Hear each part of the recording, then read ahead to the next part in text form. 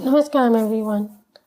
So I've put up a few videos on Bhairav Sadhana so far, and if you've seen those videos, you will know that I don't particularly recommend a specific sadhana. I've explained why that is in those videos because each individual's prakriti is very different and our mindsets are very different, and when we are doing our sadhana, we need to do stuff that is extremely attuned to ourselves and what appeals to us from a deeper level within ourselves. And so I don't think it's possible for anyone to really go and say do this, except if you have a guru who is really connected to you deeply on an energy level, and then they may suggest something.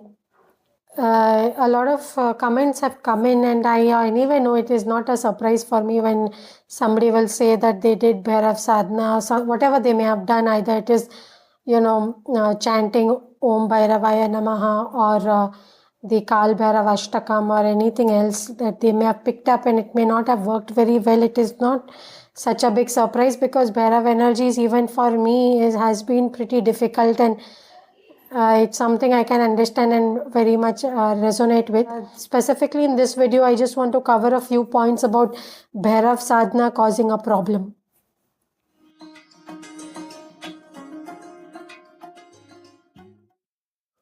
So it is a little bit of a deep topic when we talk about some kind of sadhana not working. So I want to actually tackle this and create content on it in some depth.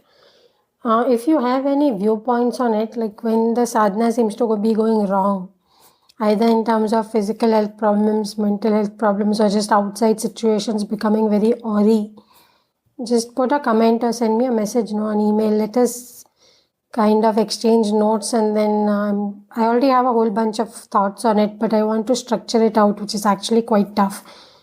So I want to put something out to help people. So just let me know if you have any thoughts on it. I'll do a deeper video on it, but this one is just like a piece of it actually. I hope it will help someone. So, and I specifically decided to make this video because I saw this other video between Swami, you and Rajarshi Nandy. And the whole video, a large chunk of that video actually focuses on the same thing that probably some of the people who have done Rajarshi Nandy's sadhana practice, they have written to Swami Yo saying they had problems with it. There were some people who put comments on my videos also saying they tried Rajarshi Nandy's stuff and Bhairav Sadhana and they had problems with it. I think this is natural simply because Rajarshi Nandy has been reaching a huge mass of people, and so even if 1% of those people have a problem, that's a large number of people. And same way Swami Yo is also talking to Rajarshi Nandy. I mean, in no way we mean disrespect to him, but basically there is a fallout, and it is a very natural occurrence. And this video of between Swami Yo and Rajarshi Nandy is very specific, so definitely a lot of you who find this topic interesting should check that out because Rajarshi Nandy covers a lot of different points. And one of the basic points is that when your own mind is not in complete concurrence, there are some doubts within your mind about Bhairava or about Bhairav Bhakti, or you're already scared.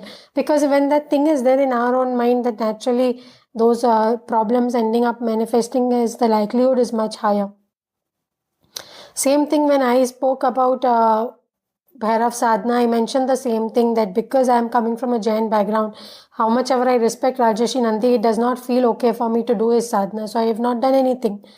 Otherwise, taking up a chant like Om Bhairavaya Namah seems a very simple and basic thing, but I refuse to do it because there is no internal deeper agreement within myself. One very important point Rajarshi Nandy makes in this is he talks about Jai Ma Kali is an extremely common culture and common phenomenon in West Bengal. And it's very significant because especially from someone like me who is coming from a Jain household, it is not at all common. Not just that, if I end up doing such things, it will stand out like anything. It will make me uncomfortable more than anything else. And so all this stuff has to be taken, we have to think through. I have done this video on the Jain Bhairav forms, the Nakoda Bhairavs. And those Jain temples are having those mantras written down and these are official pamphlets and stuff that is kept there. along with the Aarti for the Bhairav form. And again, I don't feel comfortable at all. I have a lot of doubts about it, especially because a lot of them contain different forms of Bija mantras, which I don't understand at all. So I have not done those any mantra chantings or anything. On the other side of things, when things come from Sadguru, somehow the faith is there for a lot of what he gives. So I will just take it, like I'm waiting. If he gives some sadhana on Bhairava, I'll take it much easier. So for me, these very personal things have come into place. So I think keeping value on your personal inclinations is extremely important. Having said that, I'm sure it is possible that some person feels a great inclination towards doing some Om Bhairavaya Namah or some other such practice, and it may have a backfiring effect. So I just want to say two things here. When any sadhana we do, whether it's Bhairav sadhana or any other sadhana, if it has negative implications, and so see, first of all, what is happening is something negative happened in your life after you started that sadhana, and for whatever reason you connected to the sadhana. This is very important because it's very much possible that I'll be doing some sadhana and something other negative happens, and I don't see any correlation at all. So then I'll not have any reason to question my sadhana, and then I may continue. But obviously, for some reason, you are correlating that you are saying, oh, is my sadhana causing this? So I think there are only two approaches from there. One is the problems that are happening are too big for you. You need them to stop right away because it's too overwhelming, or it is really a very serious problem which you really cannot have it happen again or again. In which case, I would just suggest this: stop your sadhana. Just go back to step 0, or what happens with a lot of people is they were doing some sadhana that was working fine for them. So you go back to those sadhanas, whatever new component you have added which you are not sure of, you leave it, just drop it. So you go back to this and then start again. From here, you again take a step and say, do you again want to try it out, or do you want to do something different? Because, maybe you did Om Bhairavaya Namah, that didn't work, but you could always listen to Ashtakam or something like that. So those kind of variations are there. Again, this depends on how much internal drive you have towards a specific sadhana, and that is why you will keep finding different forms to kind of different types of sadhanas and forms of sadhanas to kind of still do it, because even though it may be causing problems, there is still the internal drive, so you need to balance both. I thought the video got a little bit generic in nature, so I am adding this section where I want to talk specifically about Bhairava. So if we are talking about the problems being too big, then we need to consider the fact that there are also cases where people take up some sadhana or newfangled meditation, or those Kundalini meditations and stuff, which people start doing, and they actually something just crashes within them, and they need to actually seek help very seriously. So even in Bhairav sadhana, there are, even just on YouTube when I look, there are certain very, very unheard of, but they sound really strong mantra chants available, and a lot of different sources which are suggesting sadhana and all. Rajarshi Nandy is one name we keep taking because he's also very popular, but I think one thing about him is that he has been validated by a lot of other a lot of people have validated him, so we feel he is reasonably genuine, and so we openly talk about him. But if I just search for Bhairav sadhana, you will find many sources on the internet which I am not entirely sure of, and when I have just perused the content a little bit, I have gotten vibes where I just stop looking at that content because it is not even listening to the content is not really working for me, so I don't get into that at all. But the point is that if someone gets into something like this, which you shouldn't, you should actually be going into sadhana sources which have at least some kind of validation within your own circle. Or even online, you're doing a check and seeing who all are saying good things about him, and then kind of going through it. So if you want to reach out and take help from a community, I think in terms of Bhairav, there are a few things that can be done. One is to visit powerful Bhairav kshetras. This actually would help a lot because if you hear about my own Bhairav story, it is a lot of my experiences and movement in my understanding of Bhairava happens when I visit these kshetras. And also one more thing to think about here is that the sadhana you might be doing is a specific form of Bhairava.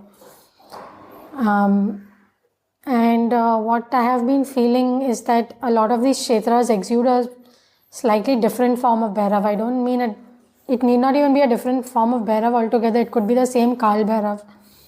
But the Kaal Bhairav Kshetra of Ujjain versus Kaal Bhairav Kshetra of Kashi versus the one at Bhaktapur are significantly different actually, because especially in the Bhaktapur, because I have dug deeper into it, the deity that is there is not even necessarily Kaal Bhairav. I mean, they have certain understandings of the deity, and different sources consider it a different form of Bhairav. And the Kshetrapal over there is Betal, which is which brings a whole different level of energy and ambience into that temple. So all these kshetras would have their own different vibe. And so if something is going wrong within your Bhairav sadhana, then visiting some specific centers may make a lot of sense. And because you don't know which center is actually going to really help you, you may just keep visiting every now and then when you get a chance. The other thing that can be done is in these kshetras, that usually with a powerful Bhairav temple, there will be the ecosystem around it.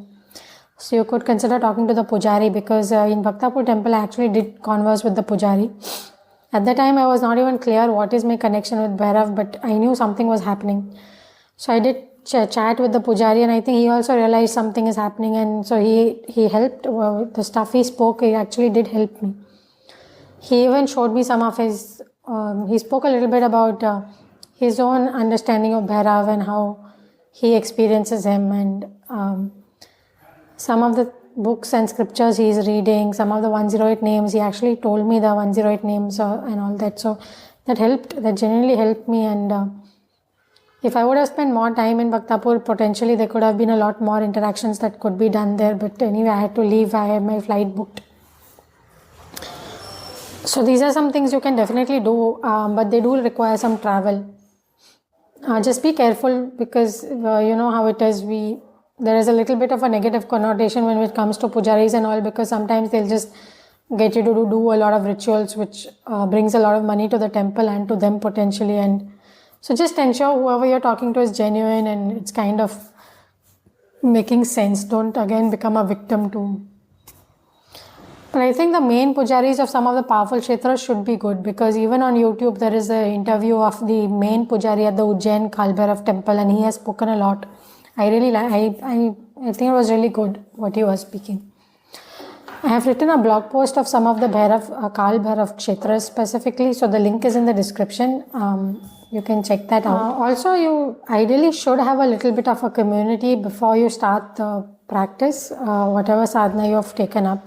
Yeah, if it is simple, something like Rajarshi Nandy, then Rajarshi Nandy also has those WhatsApp groups. Even if you are facing a problem through some other means, maybe you join Rajarshi Nandy's WhatsApp groups and just check out some. Like Rajarshi Nandy himself may not be approachable, but maybe there are other people in the group which are active. I don't know how he has structured it, but you can try that. There is also a Kashi Archan group which is associated with Rajarshi Nandy as well. So those guys could definitely approachable, because they take these tours around Kashi and stuff. So they also could point you and give you some direction. I think lastly, I think one of the things that would help when it comes to deity worship is to kind of go a little bit deeper into the deity itself. Like what is its nature and what is its characteristics, and just kind of think about it and kind of piece together in your mind a little world of the deity. Because I think fundamentally when you're doing a standard deity practice, which a lot of other people are doing, and if that is backfiring in our life, it is largely because it's not gelling with our own world and our own life. So if we were to just think a little bit deeper, without an actual sadhana, just think about what is the deity about, what are his or her different facets, what are its qualities, etc., and kind of go deeper into the deity. I think that would be useful. The second option is that you are having some problems, but they are not that severe, in which case there is the possibility of pushing through it. You stick to your sadhana, you intensify your sadhana and hope that those small problems will fall off. Maybe they are just initial bumps, and then you just, you get through it and you have a smooth sailing ride. It is very much possible, because initially when I took, for example, take my Rudraksh Mala, which I am wearing now for, I think 2005 I did my program. That's when I bought this mala. So that's about 20 years ago I bought this mala. But I think for 1 year or 1.5 years, I did not actually wear it consistently, because I bought it, but then after that I had many doubts and questions, and I put it on for a while and I removed it, and I was not comfortable with it. So it took a lot of time. And I was also involved in Isha, but for whatever reason, I still wanted to wear it eventually. So at some point I took it up, and then that's it. It's remained, and then now it's become like a part of myself. Same thing I also remember with Shakti Chalana Kriya. It had happened because, see, now Shakti Chalan is like the central piece of my daily sadhana. So for the last 15 years or so, I have done Shakti Chalan without missing a single day. Maybe in the whole year I will miss 3 days, but otherwise every single day I am doing Shakti Chalan. So Shakti Chalan Kriya is the advanced Kriya practice that Sadhguru has given. So, but I remember in the first maybe 2 years or so, there were some times where I couldn't do it only. I don't know, it's just the body kept rejecting it in some way. It's a difficult statement to make, because I don't know exactly what was the issue, but I could not continue it at home. And I had a great attraction to the Isha ashram at the time, so I used to go to the ashram, and then again over there, the practice I was able to do very smoothly. So that, and then I went as a full-time volunteer, which changed the experience completely, and that kind of gave a different experience of the Kriya, and then it all settled. So I'm just trying to say that even if we have a full drive, like I had a great attraction to Sadhguru, and I used to just I'm able to accept everything he gives. But again, when I'm putting it into my system, like whether it's the Rudraksh or the Shakti Chalan or whatever, there were resistances coming up of different forms. It's very hard to describe. It's not necessarily that some external bad things were happening. It was just internal resistances, doubts, all that stuff coming. So it did take time for it to settle in. But the point is that there are these two options when you take up a sadhana, and I would say go gently. I am personally of that favor of doing things gently and such that intensity should naturally build up. Then there is a pitch into the sadhana, but that should happen in a natural way, and you should be extremely comfortable with the intensity and strong pitch, because if there is a lot of intensity and if you're not comfortable, something will break. So again, if this topic interests you, do go back to my previous video where I'm talking about scary spiritual experiences, because that is like my base of where I come from, and because I have very up close seen a lot of people suffer a lot because of inappropriate sadhana, inappropriate gurus, non-qualified gurus and all that stuff. That is why I am extremely cautious, and I always tend towards being gentle with yourself, because you can break yourself very badly.